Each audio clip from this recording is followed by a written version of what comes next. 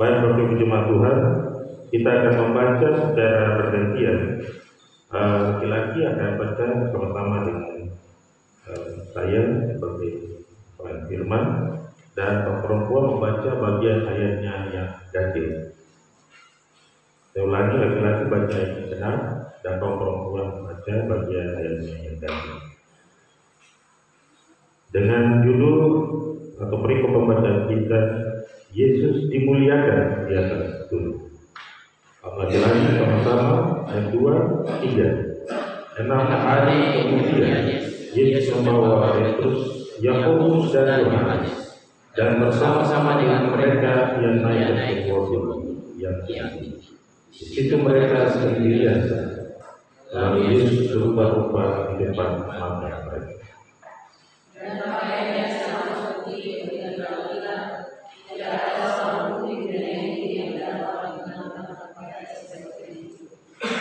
Maka nampaklah kepada mereka bersama-sama. Keduanya sedang berbicara dengan Yesus.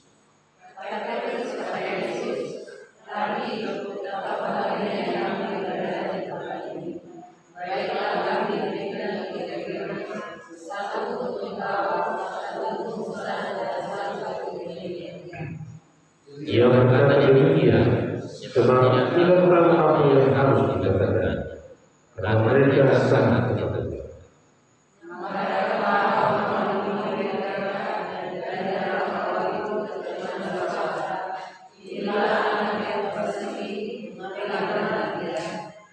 Dan sekonyong-konyong waktu mereka memandang sekeliling mereka tidak melihat seorang pun bersama mereka, kecuali Yesus seorang diri.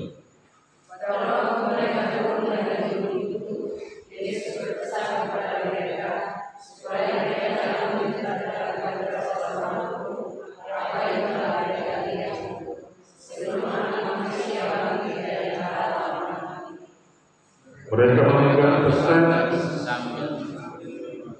perkataan mereka, apa yang dimaksud dengan bangkit dari antara orang.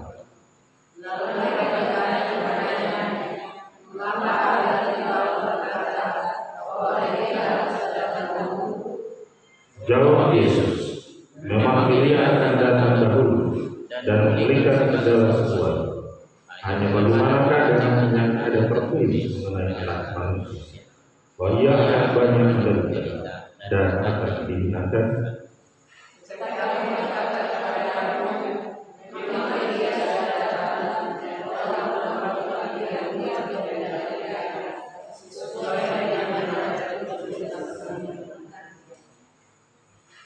Demikianlah jauh pembacaan kitab suci di minggu pagi hari ini.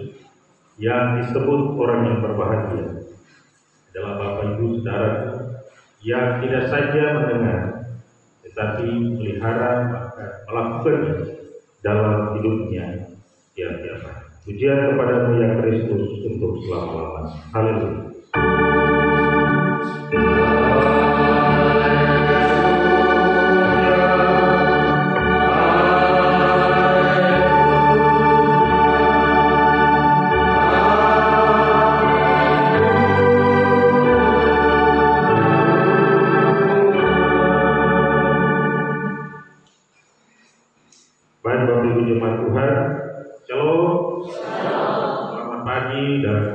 Sejahtera kita sekalian.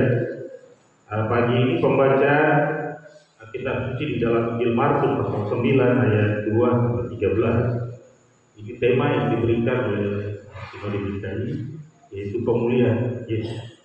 Kita ulangi, pemuliaan Yesus. Dan bacaan kitab suci di minggu yang keempat ini, kesengsaraan keempat hari ini, kita hendak merenungkan dan menghayati apa arti dan makna kisah Yesus dimuliakan di atas gunung.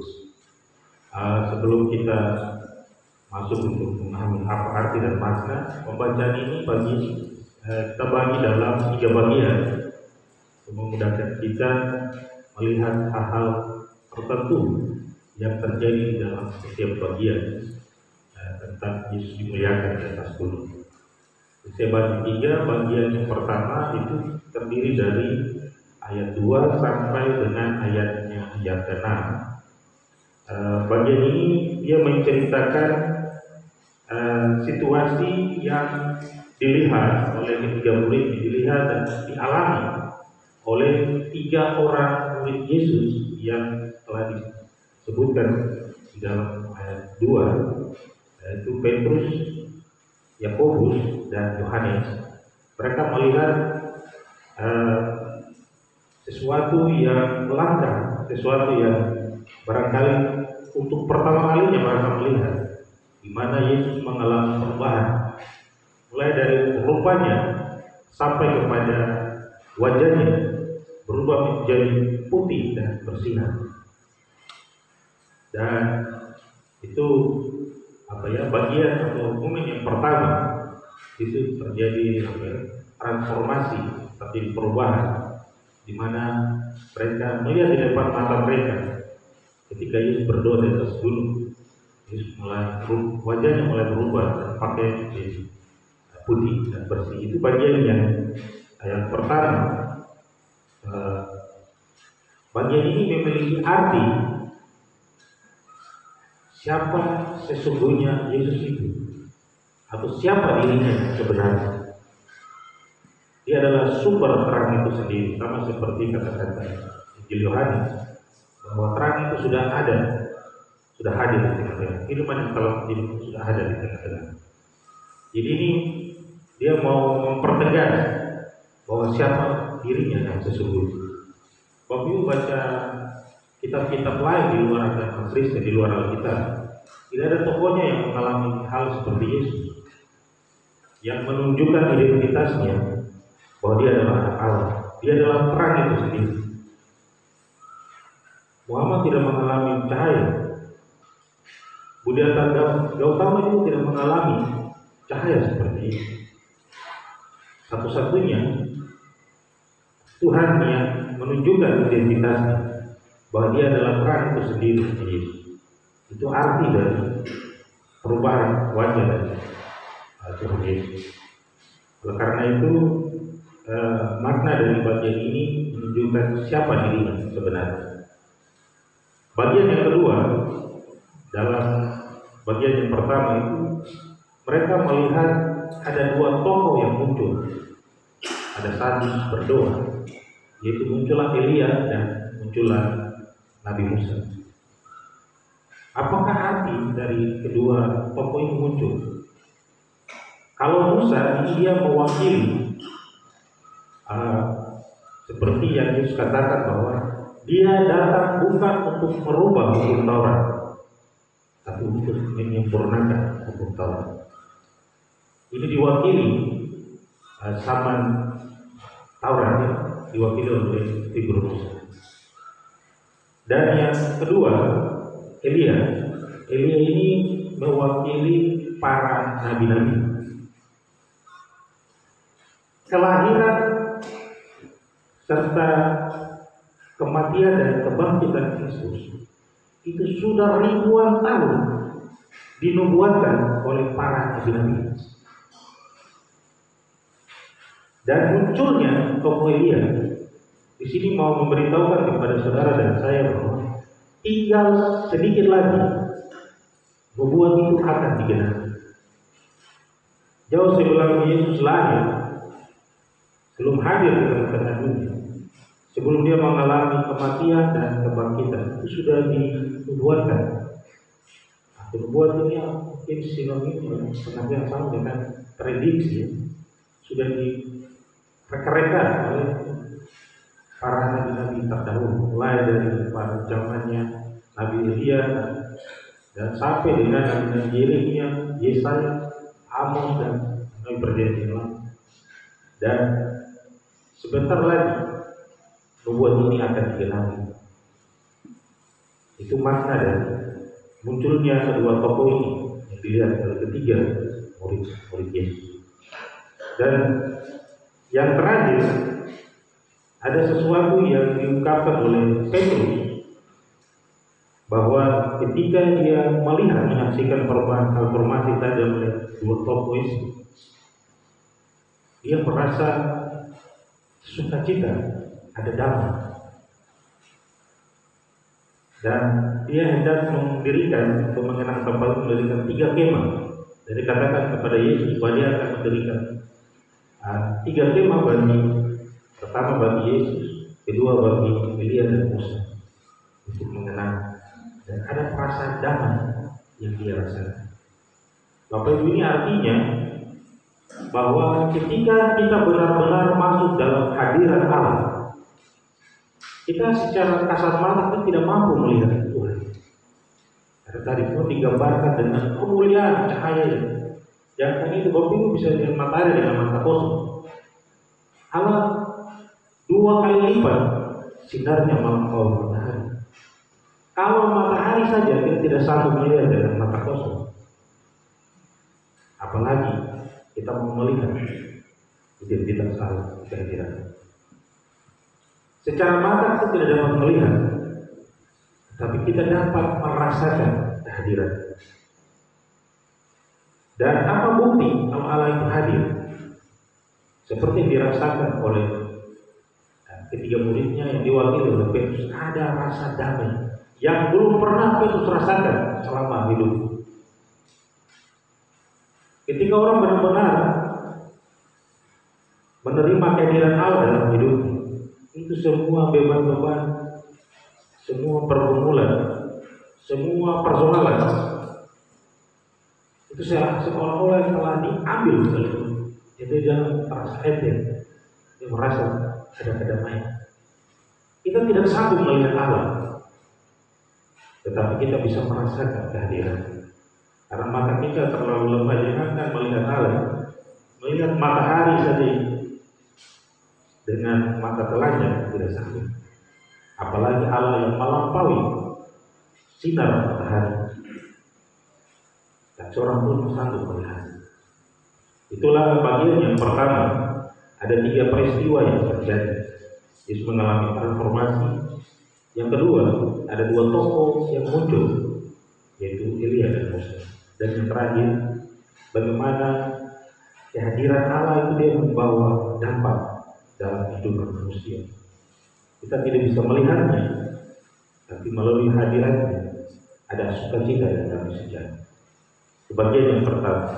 Bagian yang kedua itu terdiri dari ayat 7 sampai dengan ayatnya yang ke-9. Pada bagian ini terdapat 2 pesan utama. Ada 2 pesan. Pesan yang pertama itu datangnya dari Allah sendiri, dan pesan yang kedua datangnya dari Tuhan Yesus. Pesan yang pertama ini yang terjadi yang kedua kalinya, yang datang dari Allah. Yang pertama itu pada saat Yesus dibaptis di Sungai Yordan. Pada saat Yohanes Pembaptis membaptis Yesus, maka turunlah Roh Allah dalam bentuk burung merpati yang mengganti Tuhan Yesus. Dan para murid dan semua umat yang datang dibaptis di Sungai Yordan mendengar suara dari Allah, dari atas, inilah anakku yang kekasih. Dan peristiwa ini terjadi kembali untuk kedua kalinya pada saat Yesus naik berdoa. Kata-kata pesan ini kemudian kembali terulang terdengar, di mana ketiga murid itu mendengar kata, inilah anakku yang kepadanya aku berkenan. Ini yang kedua kali pesan dari Allah kepada para murid Yesus. Dan pesan yang kedua itu datang dari Yesus sendiri kepada para murid-murid. Yesus bilang kepada para murid-murid, nanti turun dari gunung ke bawah, jangan pernah cerita kepada siapapun, kepada orang lain sebelum waktunya tiba, atau lebih tepatnya sebelum Yesus bangkit pada hari yang ketiga. Jangan cerita kepada siapa-siapa. Semua yang dilihat oleh Petrus, Yakobus dan Yohanes, dan hanya bisa di kalangan mereka secara detail. Yesus tidak boleh orang lain dapat bocoran tentang siapa sesungguhnya Yesus itu. Apa yang mereka lihat pada saat Yesus berdoa di atas gunung. Dan bagian yang terakhir, mulai dari 10 sampai 13, rupanya pesan dari Yesus ini yang di luar jangkauan oleh ketiga murid ini. Mereka tidak paham. Terutama Yesus sampaikan bahwa jangan cerita sampai waktu di mana terjadi kebangkitan orang mati, kebangkitan dari antara orang mati. Ini hal yang pesan ini menjadi sesuatu yang sulit dicerna oleh ketiga murid ini. Mereka bingung apa yang dimaksudkan Yesus tentang kebangkitan di antara orang mati. Jadi konon waktu itu mereka berpikir bahwa Yohanes Pembaptis ini dikait-kaitkan dengan Elia. Menurut para murid dan umat pada masa itu, mereka berpikir bahwa Yohanes Pembaptis itu adalah Elia yang bangkit dalam rupa Yohanes Pembaptis. Jadi mereka langsung menafsirkan apa yang Yesus katakan. Dia lamarkan kepada Yesus Pembaptis. Tapi Yesus bilang bukan. Memang Yohanes harus mendahului, itu dia buka jalan. Tapi yang mereka tidak paham, Yesus bicara tentang dirinya sendiri, bahwa dialah yang akan bangkit dari antara orang mati setelah 3 hari terkubur di dalam surga. Dan ini yang menjadi perdebatan pada tanya bangkit Yesus. Apa yang dimaksud oleh Yesus? Jangan cerita sampai ada kebangkitan dari antara orang mati. Dan bagian ini kemudian menjadi respon yang dari ketiga murid-murid yang mereka berusaha mencari jawab sendiri. Namun yang Yesus maksudkan itu berbicara tentang diri sendiri. Bapak Ibu yang Tuhan Yesus kasihi, apa makna atau arti tentang Yesus naik dimuliakan di atas dunia bagi hidup Bapak Ibu dan saya sekarang ini?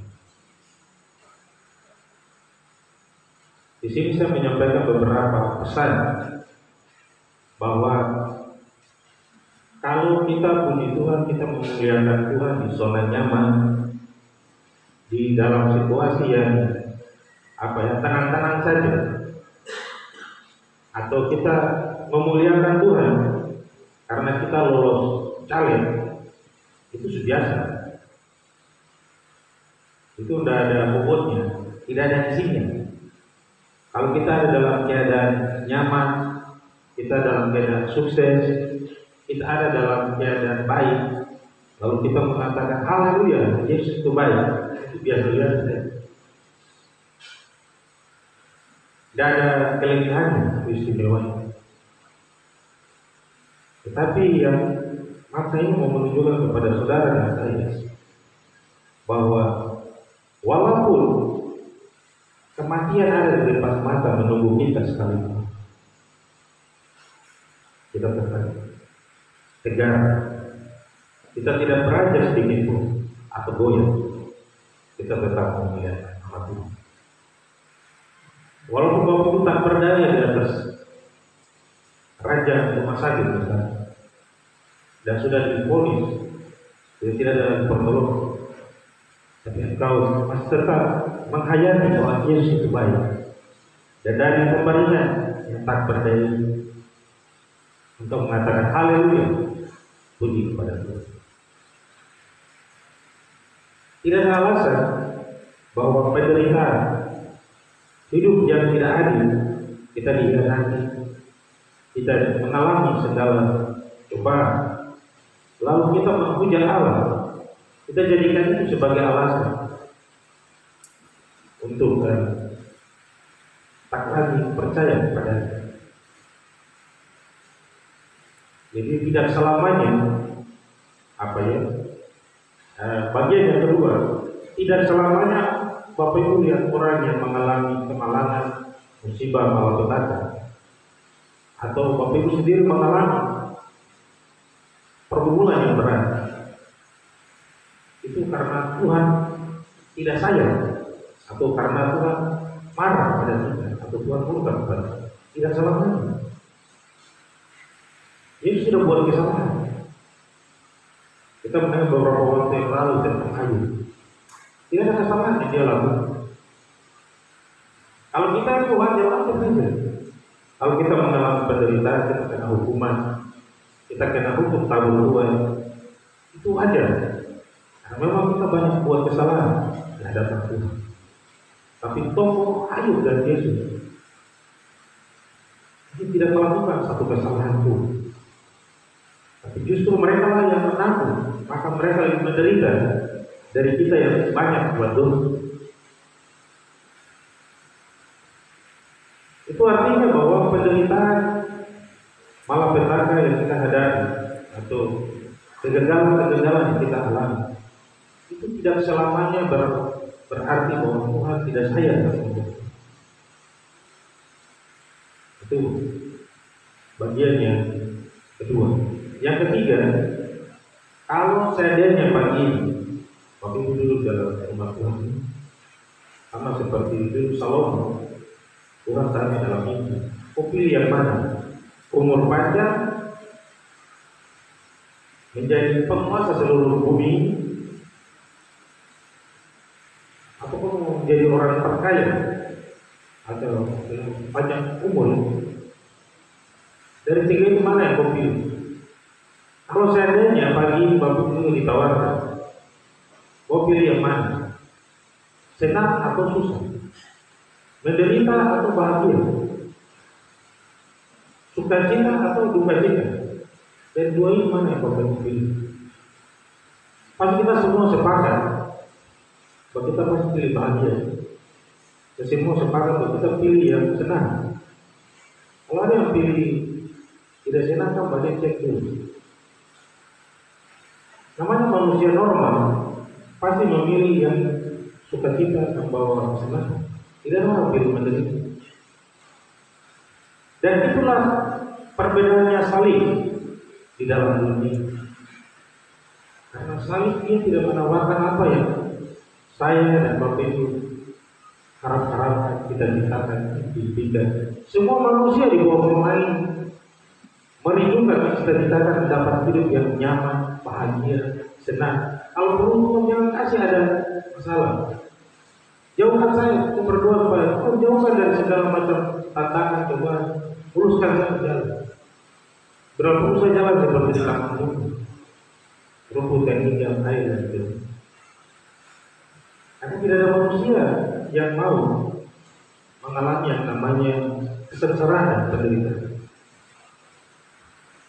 Semua manusia pasti, termasuk pendeta, pasti pilih yang aman-aman dan damai, atau yang tidak ada kesulitan yang berarti kita alami dalam hidup ini. Tapi mengapa justru Yesus mengajak Bapak Ibu dan saya justru memilih jalan yang lurus, bukan jalan yang aman-aman?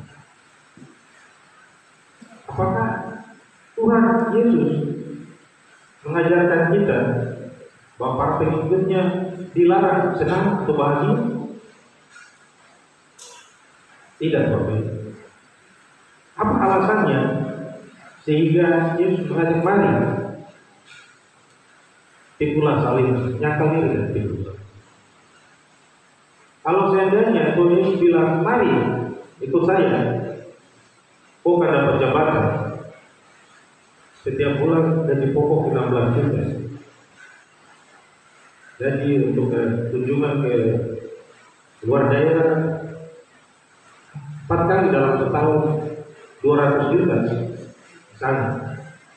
Di dalam ajaran mengikuti Yesus itu kali itu mengandung tawaran atau kita diiringi dengan segala harta dan kemewahan. Satu dunia ini pasti baku ribu lautan manusia baku ribu tidur saja. Sama seperti orang berebutan duduk di kursi calon. Tapi salibnya tidak menawarkan hal yang dunia tawarkan. Oleh karena itu, Tidak banyak orang yang hidup di bawah kolong langit ini yang mau hidup lagi. Kalau Tuhan juga Pak, Yesus juga mengajar kita memikul salib sama seperti yang dunia tawarkan. Pasti pendeta juga pasti berpikir itu. Pas orang menjadi pendeta, orang semua bawa itu kalau menjadi salib. Tapi karena salib itu dia mengandung jalan penderitaan dan kesengsaraan, maka semua manusia yang hidup di bawah kolong langit ini, satu dua orang saja yang bersedia mengikut. Karena pasti semua yang normal itu pilih bahagia. Bapak Ibu jemaat Tuhan yang saya kasih, dan yang terakhir untuk kita semua, mengapa Allah atau Yesus sendiri justru mengajak kita mengikuti jalan salib yang panjang kita. Saya kasih cerita ya pada waktu itu. Seorang anak yang dia di masa depannya dia menjadi anak yang punya masa depan, dia menggapai keberhasilan dan kesuksesan. Itu tidak berasal dari keluarga yang sejak kecil si anak ini dimanjakan. Dan anak yang sukses hari ini jadi pemimpin dan berhasil hari ini, dia tidak berasal dari keluarga atau dari orang tua yang apa yang diminta anaknya pasti dipenuhi, apa yang diinginkan oleh anaknya pasti dituruti. Walaupun anaknya buat kesalahan pun pasti dibelai, bahkan tidak memberikan dia hukuman. Sebagai akibatnya, anak ini tumbuh dewasa menjadi anak yang manja dan selalu bergantung kepada orang tua. Dan dia tidak mengenal yang namanya susah atau bencana. Itulah sebabnya ketika dia ditinggalkan oleh orang tuanya, dia pasti tidak akan bertahan, tidak akan mampu untuk bisa survive, meraih kehidupan yang lebih baik. Karena sejak kecil dia sudah dimanjakan oleh orang tua. Tapi anak yang sejak kecil dia berasal dari keluarga yang sederhana, bahkan justru lebih banyak berkekurangan. Dia menganggap bahwa kesusahan itu seperti sarapan paginya tiap pagi sebelumnya berangkat ke sekolah. Yang namanya serba kekurangan, yang namanya tidak ada uang, yang namanya tidak ada makanan, itu dianggap sudah menjadi sahabat karib. Bahkan dia sudah bergaul dengan yang namanya dihina, dicemoohkan jadi buah bibir karena miskin. Itu baru permulaan hari-hari baginya. Justru anak ini yang tumbuh dewasa di tengah-tengah pergumulan dan perjuangan, dialah yang hari ini memimpin Indonesia bahkan Papua meraih dan mencapai kesuksesan. Itulah sebabnya mengapa Yesus tidak menawarkan pada Bapak Ibu dan saya salib itu menyenangkan. Salib itu mengandung segala yang kita manusia inginkan, mau harta, mau materi, semua ada di sana. Kalau mau cari itu jangan di sultan, tidak ada di sana. Kalau kita ada di salib, satu dunia ini semua baku ribu jadi gede, atau baku ribu di sultan, jadi baku ribu jadi hamba. Siapa yang tidak mau? Tapi karena saling berbeda dengan apa yang dunia ditawarkan, maka hanya satu dua orang. Dan firman Tuhan bilang banyak yang dipanggil, tapi sedikit yang terpilih. orang terus. Dan dari yang sedikit itu, Bapak Ibu yang pagi ini hadir, ya, kita percaya bahwa Bapak Ibu juga masuk dalam barisan daftar sedikit itu. Karena semua mata pasti semua mencari kesenangan itu. Karena itu di tengah-tengah pergumulan Bapak Ibu secara pribadi dan keluarga, tantangan, cobaan dan pasti terjadi. Bapak Ibu jangan goyah banyak. Dunia ini hanya 6 hari saja. Hari itu di Tuhan berbeda. Pergumulan, tantangan, cobaan yang Bapak Ibu hadapi tidak seluas dan sebesar seluruh alam semesta ini. Sebab Tuhan juga mengalami yang namanya susah. Tuhan juga mengalami yang namanya sengsara. Yesus juga mengalami yang namanya penderitaan. Jadi Bapak Ibu bukan baru, sehingga ketika Bapak Ibu mengalami hal itu, Yesus selalu ada. Beda dengan orang yang percaya kepada Yesus. Kalau orang yang tidak mengandalkan Yesus dalam hidup, dia pasti akan berakhir dengan tragis atau ujung-ujungnya masuk neraka. Karena manusia ini cenderung mencari jalan pintas atau yang pesan jatuh. Oleh karena itu kita bersyukur kalau Tuhan masih menguji iman kita dengan segala tantangan cobaan. Tapi kita percaya bahwa Anda kuat. Kalau Tuhan tidak percaya, Tuhan anggap pun anak manja, mental keruh, dia tidak akan kasih cobaan buat ibu lalu bawah. Karena dia ada sudah dewasa secara iman. Kalau ada anakku yang sanggup punya kemampuan, maka jangan kita salahkan Tuhan atau salahkan jika masalah satu belum selesai satu masuk. Kita bersyukur karena Tuhan tidak menguji kita menjadi pribadi yang akan keluar sebagai pemenang. Kiranya melalui firman Tuhan pagi ini tentang Yesus dimuliakan di atas bumi, kita juga tetap memuliakan Tuhan dalam seluruh kehidupan kita, sekalipun hidup yang kita jalani hari ini tak sesuai dengan yang kita harapkan kita, atau jauh sekali dari yang kita rencanakan, kita harapkan. Sebab segala sesuatu yang Bapak Ibu alami dalam hidup tidak keluar dari rencana dan kehendak. Layaknya penderitaan Yesus sampai kepada kematian, semua ada di dalam rancangan dan rencana besar Tuhan bagi keselamatan umat manusia di dunia. Tuhan memberkati. Amin.